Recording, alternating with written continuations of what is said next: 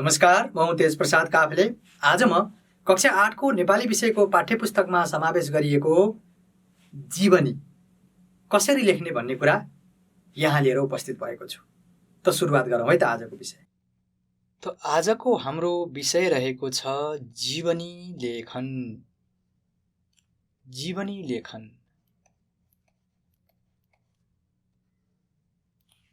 जीवनी लेखन गर्दा के कुरामा ध्यान दिनुपर्छ त यी कुराको छलफल गर्नेछौँ आज हामी, है। त सबैभन्दा पहिला जीवनी लेखन गर्दा के फाइदा हुन्छ त हामीलाई, है त यसको बारेमा अलिकति चर्चा गरिहालौँ। जीवनी लेखनले के फाइदा हुन्छ त यो सन्दर्भमा भन्नुपर्दा पहिला कुरा त लेखाइ सिपको विकास हुन्छ। यसैगरी शब्द भण्डारमा अभिवृद्धि हुन्छ अथवा शब्द भण्डार बढ्छ भन्ने अर्थमा है। यसैगरी अरु के हुन्छ होला ल भन्नुस् त, है। व्यक्ति जीवनी पढिसकेपछि त्यहाँबाट चाहिँ व्यक्ति विशेष किसिमले चाहिँ एउटा प्रेरणा प्राप्त हुन्छ, है त। यस्ता यस्ता कुराहरू जीवनी लेखन गर्दा हामीलाई फाइदा हुन्छ। अब कुरो उठ्छ जीवनी लेखन कसरी गर्ने। त त्योभन्दा पनि अझै अगाडि जीवनी भनेको के हो भन्ने कुरा पनि महत्त्वपूर्ण छ। व्यक्ति जब जन्मन्छ, जन्मिसकेपछि उमेरको क्रमसँगै उसले जीवनमा धेरै कार्यहरू गर्दछ, हैन। ती कार्यले समाजलाई, राष्ट्रलाई र अझै माथि उठेर एउटा अन्तर्राष्ट्रिय स्तरमा पनि उसले एउटा विशेष किसिमको योगदान दिन सक्छ। र त्यो योगदानले समस्त प्राणीले एउटा सुखको अथवा एउटा आनन्दको साथसाथै एउटा सुविधाको पनि अवसर प्राप्त गरेको हुन सक्छ व्यक्तिले गर्दा। र त्यस्ता व्यक्तिको जीवनी पढिसकेपछि अन्य हामीमा पनि केही किसिमको प्रभाव परोस् भन्ने उद्देश्यले जीवनी पढ्ने हो, है त। अब जीवनी लेखनको जुन सन्दर्भ छ यहाँनिर, जीवनी लेखन गर्दा यो कुरा पनि लेखिहालौँ पहिला त। जीवनी लेखन गर्दा अब के कुरामा ध्यान दिनुपर्छ त, अब त्यतातिर लागौँ है त। म तपाईहरुलाई एउटा नमुना पेश गर्छु र नमुना पेश गरिसकेपछि मैले यहाँ त्यो जीवनी लेखेर पनि लिएर आएको छु, त्यो पनि तपाईहरुलाई देखाउने छु। र के कुरा ख्याल गर्नुपर्छ त जीवनी लेखन गर्दा हामीले त्यसैलाई आधार मानेर अनि केही नियमहरू बनाउने छौँ, है त। त लागौँ आजको पहिलो प्रश्नतर्फ। हेर्नुस् त, यहाँ मैले एउटा प्रश्न लिएर आएको छु। त यो प्रश्न हो, हेर्नुहोस्, जीवनी लेखन भनेर दिएको छ हामीलाई। र प्रश्नले के भनेको छ हेर्नुस् त, तलका बुँदाका आधारमा जीवनी लेखी उपयुक्त शीर्षक पनि दिनुहोस् भनेको छ हामीलाई। र त पहिला कुरा के बुझ्न पर्यो भने हामीले जीवनी लेखन गर्दा पहिलो कुरा त व्यक्तिले आफ्नो जन्मदेखि जीवन रहेसम्म र मृत्यु पर्यन्त पनि के कार्य गर्यो, पहिला त अध्ययन नै गर्ने हो, पढ्ने नै हो, अथवा सम्बन्धित व्यक्तिलाई भेटेर हामीले सामग्री सङ्कलन नै गर्ने हो जीवनी लेखनका लागि। तर हामीलाई एउटा कुरा के सजिलो बनाइदिएको छ भने जीवनी लेखन गर्नका लागि हामीलाई पहिला नै केही बुँदाहरू दिएको हुन्छ। हेर्नुस् त, यहाँ बुँदा भन्यो नि, बुँदा भनेको छ हेर्नुस् है त। त यहाँ बुँदा पेश गरेको छ, म तपाईहरुलाई पढेर सुनाउँछु है त। पहिला हेर्नुस् त के भन्यो भने साहित्यिक नाम पारिजात, वास्तविक नाम विष्णु कुमारी वाइबा, जन्म विक्रम सम्वत 1994 वैशाख, जन्मस्थान दार्जिलिङको लिगिया चिया बगान जुन भारतमा रहेछ, माता पिताको नाम रहेछ अमृता देवी र कालो सिंह वाइबा, शिक्षा BA सम्म, र कुन संस्थासँग उनी संलग्न रहेछन् त, राल्फा भन्ने साहित्यिक आन्दोलनको नेतृत्व, प्रगतिशील लेखक सङ्घको स्थापना, अखिल नेपाल महिला मञ्च र बन्दी सहायता नियोगका संस्थापक अध्यक्ष, नेपाल मानवाधिकार सङ्गठनकी संस्थापक उपाध्यक्ष। यो भयो प्रश्न। यसको अरु पनि भागसम्म देखाउँछु, हेर्नुस् है त। के रहेछन् त पारिजातले लेखेका प्रकाशित कृतिहरू, हेर्नुस् त। कथा संग्रह आदिम देश, सडक र प्रतिभा आदि भनियो।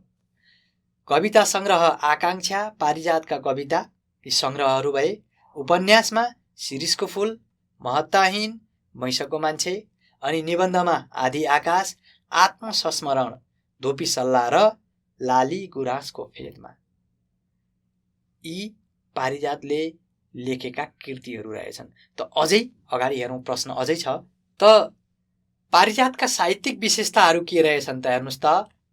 प्रगतिवादी दृष्टिकोण र क्रान्ति चेतनाको प्रभाव परेको, गरिब दुखी तथा असहायप्रति विशेष सहानुभूति राख्ने, साहित्यले समाज सुधार गर्नुपर्छ भन्ने विचार व्यक्त गर्ने सङ्घर्षशील साहित्यकार, यी उनका साहित्यिक विशेषताहरू रहेछन्। अर्थात् उनले लेख्ने, चाहे त्यो कविता होस्, चाहे त्यो निबन्ध होस्, अथवा चाहे त्यो कथा होस्, अथवा उपन्यास नै किन नहोस्, ती उपन्यासमा यस्ता प्रवृत्तिहरू पाइँदा रहेछन् है त। अनि सम्मान तथा पुरस्कार उनले के पाएकी रहेछन् त। मदन पुरस्कार 2022 सालमा, युज्ञान पुरस्कार 2027 सालमा, पाण्डुलिपि पुरस्कार 2049 सालमा, गङ्गी वसुन्धरा पुरस्कार 2049 सालमा उनले पाएकी रहेछन्। र उनको मृत्यु 2050 वैशाख 5 गते काठमाडौँमा भएको रहेछ। यो त दियो हामीलाई जीवनी लेख्नका लागि बुँदाहरू। अब यसलाई कसरी मिलाएर लेख्ने त, यो कुरा चाहिँ महत्त्वपूर्ण छ है त। त यहाँनिर अब यी बुँदालाई आधार मानेर मैले एउटा यहाँ जीवनी पनि लेखेर लिएर आएको छु। अब म त्यो देखाउँछु है त। अनि त्यो आधारले म तपाईहरुलाई भन्ने छु। ल हेर्नुस् त, साहित्यकार पारिजात भनेर शीर्षक दिइयो सबैभन्दा पहिला। तब यो पहिलो अनुच्छेद हो। हेर्नुस्, यसलाई म यहाँनिर पहिलो अनुच्छेद भन्छु।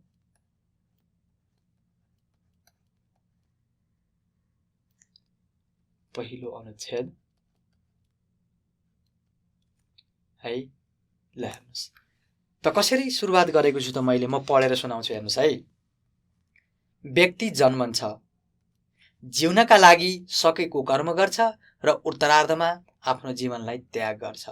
आम मानिसको क्रियाकलाप यतिमै समाप्त हुन्छ। असाध्यै कम मानिसहरू हुन्छन्, उनीहरू कठिन समयका बावजुद पनि समाज, राष्ट्र र विश्वका लागि नै उल्लेखनीय कार्य गर्छन् र एकचोटि मरेर पनि इतिहासको पानामा आफ्नो नामलाई सुनौला अक्षरले लेख्छन्। हो, नेपाली भाषा र साहित्यलाई माया गरी विशिष्ट योगदान पुर्याउने त्यस्तै विशिष्ट नारी प्रतिभा हुन् पारिजात।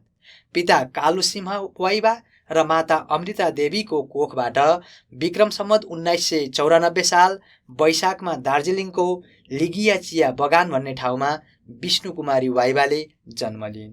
नेपालमा आई BA सम्मको अध्ययन गरेकी विष्णु कुमारीले निकै नै शारीरिक, आर्थिक र मानसिक पीडा सहेर पनि नेपाली भाषा साहित्यको विकासमा साधनारत रहिन्। कडा परिश्रम, निरन्तरको साधनाले उनी आफैले राखेको पारिजातका नामले नेपाली साहित्यमा चर्चित भइन्। ल हेर्नुस् है त।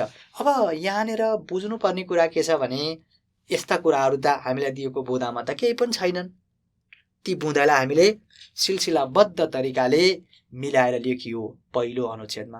अब यस आधारले तपाईहरु भन्न सक्नुहुन्छ पहिलो अनुच्छेदमा के कुराहरू राख्दा राम्रो हुँदो रहेछ।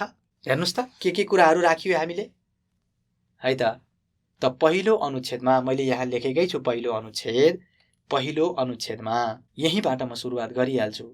पहिलो अनुच्छेदमा हामीले व्यक्ति जीवनी, जसको हामी जीवनी लेख्दै छौं, व्यक्तिको नाम तपाईहरुलाई बुँदामा दिएको हुन्छ है। नामपछि माता पिता, यसैगरी बाल्यकाल, अनि यसैगरी शिक्षा।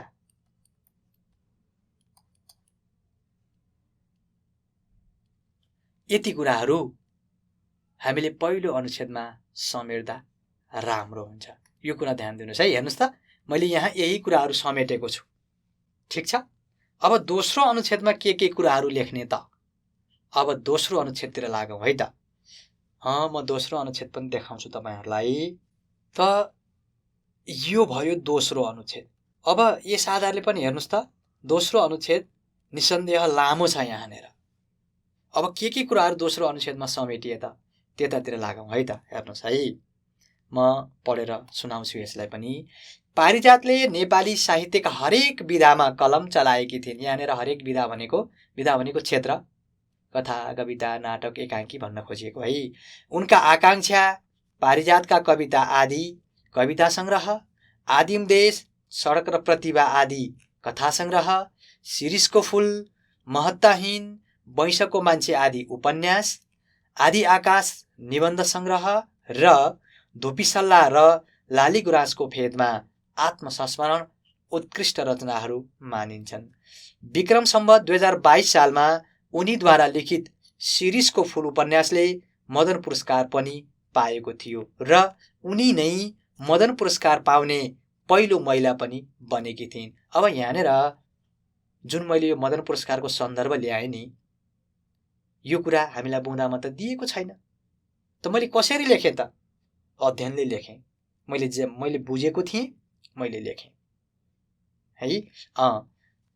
साहित्यले समाजको सुधार गर्न सक्नुपर्छ भन्ने विचार व्यक्त गर्ने सङ्घर्षशील साहित्यकार पारिजातले गरिब, दुखी तथा असहायप्रति विशेष सहानुभूति राख्थिन्।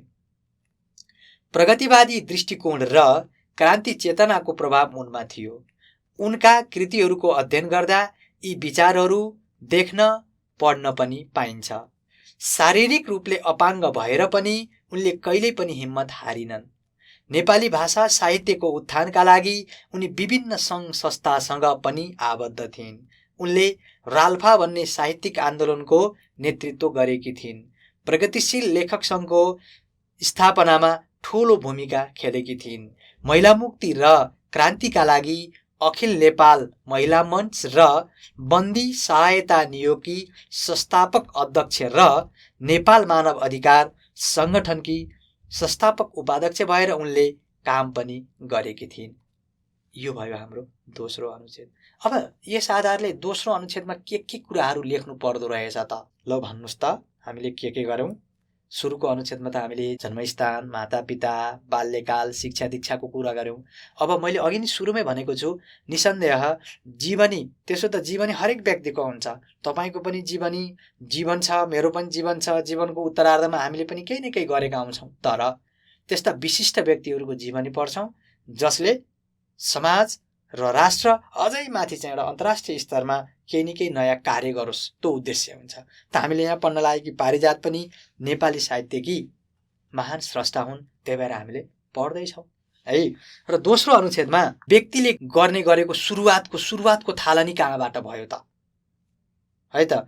उसले गरेको क्रियाकलापको सुरुवात कहाँबाट भयो? मानिलिनुहोस् साहित्यकार हुन् भने साहित्यकारको सुरुवात कहाँबाट भयो त? सुरुवात है त, सुरुवात कसरी गरिन् भयो भन्ने अर्थमा है पहिलो कुरा। अनि दोस्रो कुरा के कस्ता साहित्यिक कृतिहरू लेखिन्, अनि ती साहित्यिक कृतिहरूका विशेषता के थिए है।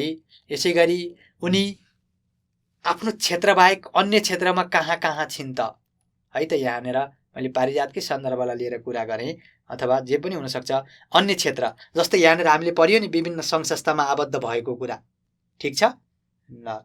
यति कुराहरू हामीले दोस्रो अनुच्छेदमा लेख्नुपर्छ र निसन्देह यो लामो पनि हुनुपर्छ, किनभने मुख्य गुदी दोस्रो अनुच्छेद नै हो है। त्यसो त तपाईँहरूले पाठको रूपमा जुन पढ्नु भएको छ देवकुमारी थापा, त्यहाँ त धेरै अनुच्छेदहरू छन् होइन र? पक्कै पनि।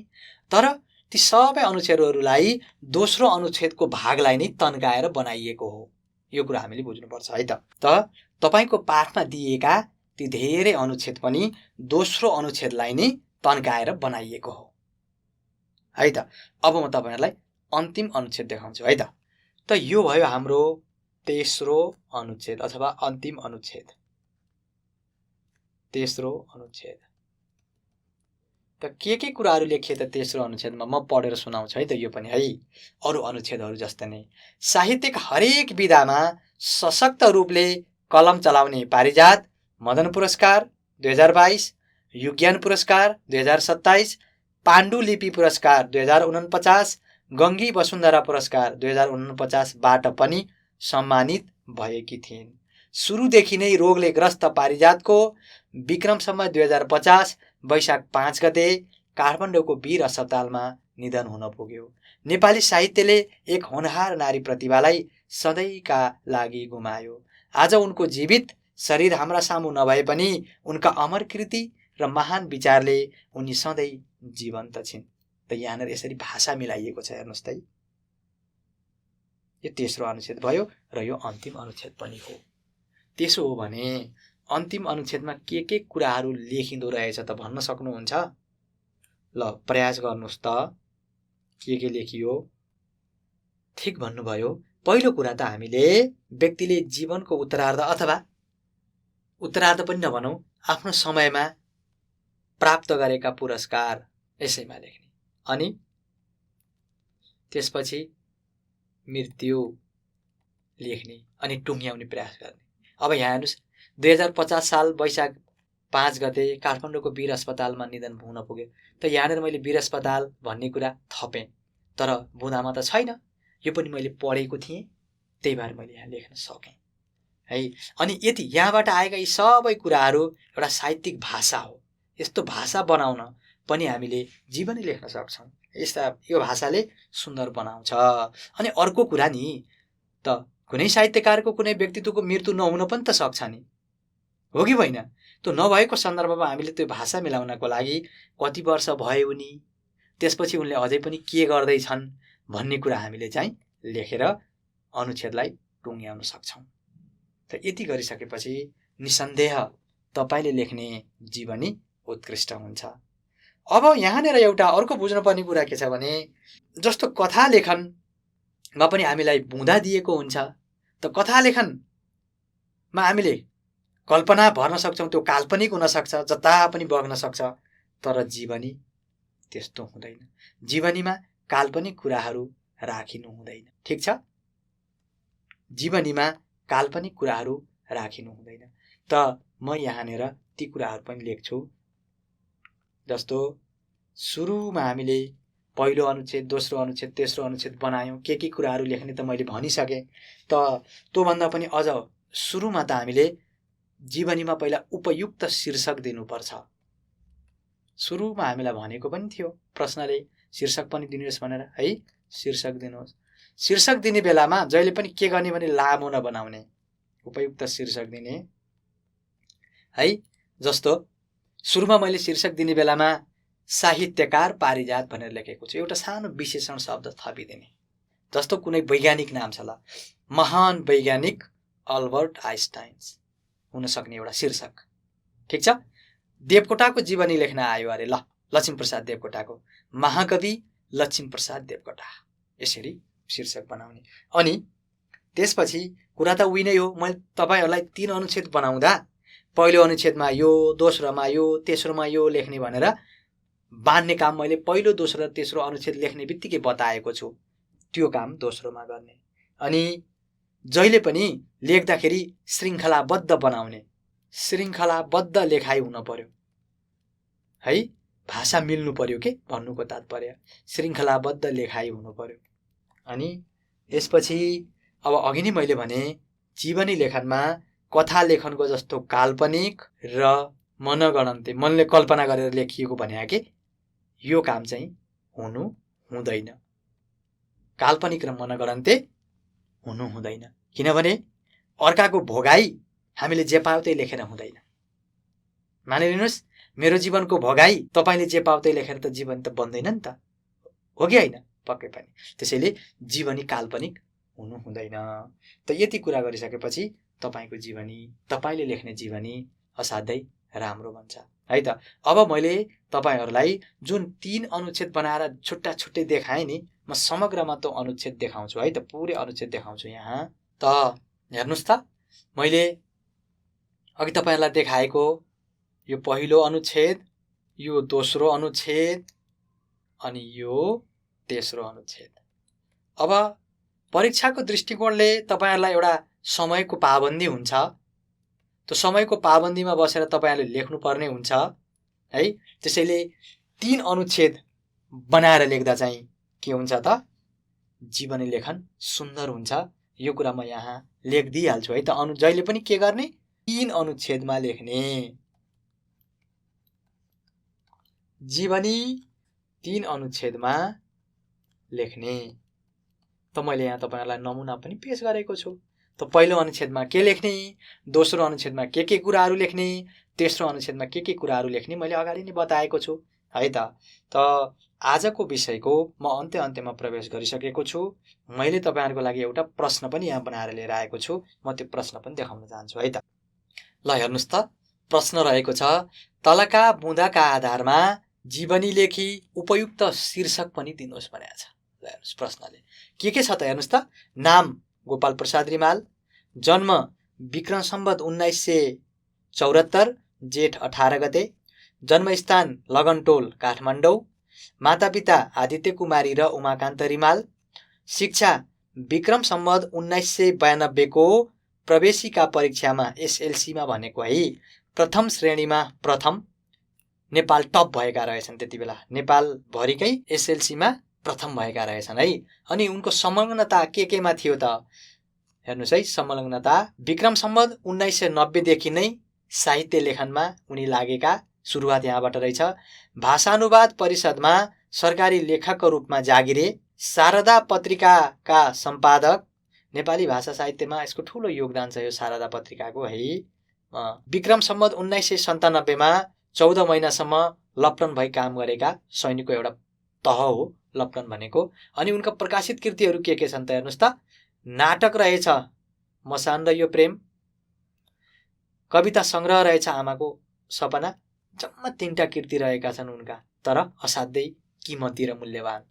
साहित्यिक विशेषता के रहेछन् त, निडर क्रान्तिकारी र स्वाभिमानी व्यक्ति, नेपाली साहित्यमा नाटक र गद्य कविताका क्षेत्रमा उत्कृष्ट योगदान दिएका, सामाजिक विभेदको विरोध गर्दै कवितामा प्रतीकात्मक शैलीमा विद्रोही स्वर दिने कवि उनका विशेषता, अथवा यी विशेषताहरू उनका यी कृतिमा पाइन्छन् भन्न खोजे है। अनि सम्मान तथा पुरस्कार, मदन पुरस्कार पाएका रहेछन् 2019 सालमा, त्रिभुवन पुरस्कार 2030 सालमा। अनि उनको मृत्यु भएको रहेछ विक्रम सम्वत 2030 कार्तिक 8 गते काठमाडौँमा।